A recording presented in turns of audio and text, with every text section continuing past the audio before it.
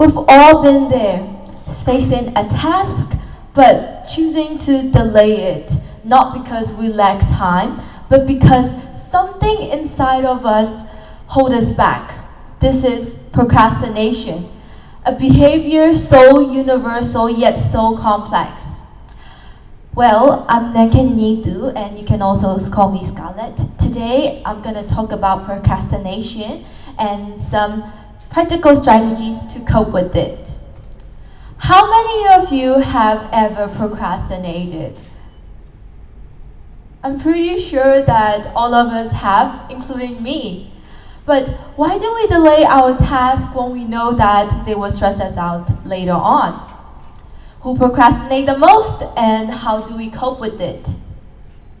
Contrary to popular belief, procrastination isn't just about poor time management or laziness.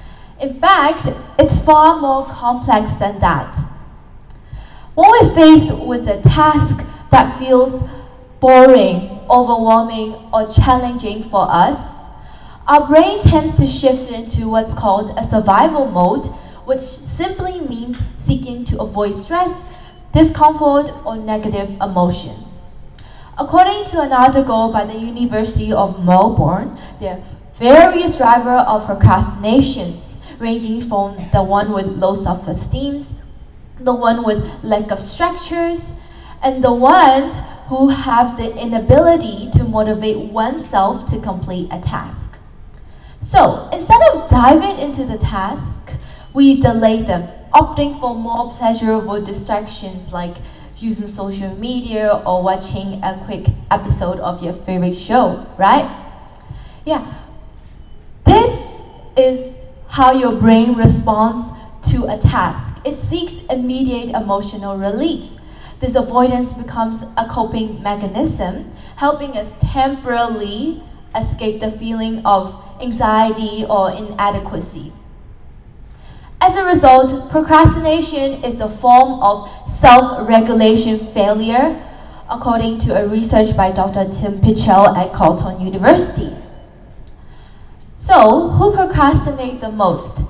It might surprise you that procrastination isn't limited to a particular age group, but a research by a 2060 German community study has shown that it particularly tends to peak into younger individuals between the ages of 14 and 29.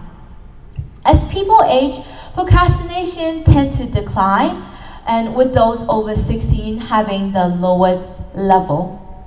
This pattern might be linked to increased self-awareness and emotional regulation that tends to develop over time. According to the International Psychological Journal, it stated that procrastination is pretty much common among students, and it tends to increase as their academic pressure mounts.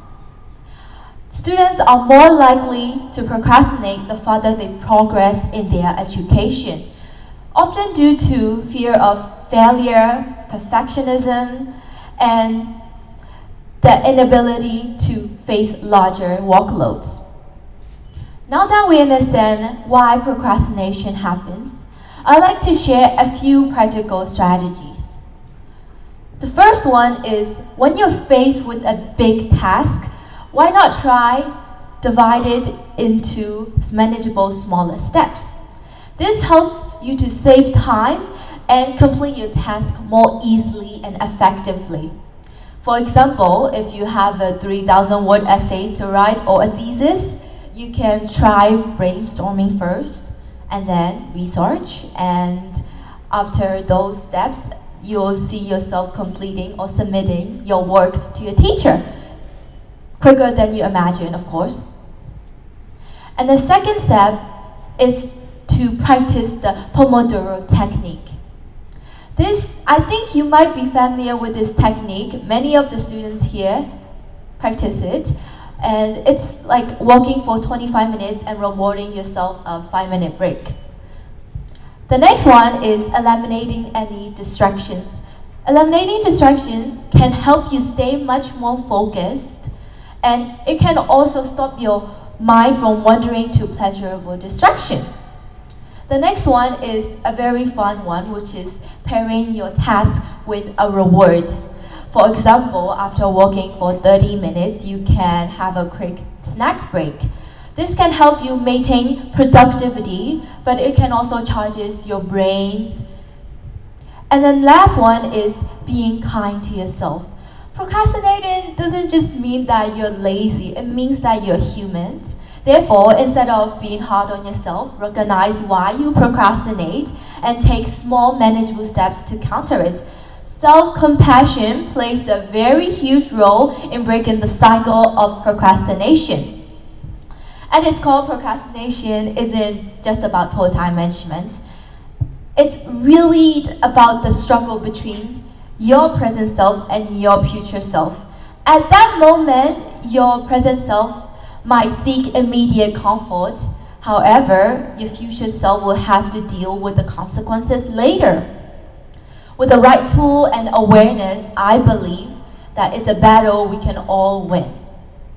So the next time, if you feel the urge to put something off, take a deep breath and put the task into smaller tasks.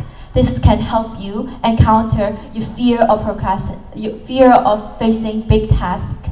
Great. So, thank you, and I hope some of the strategies I just talked about would be helpful to the students here. Thank you.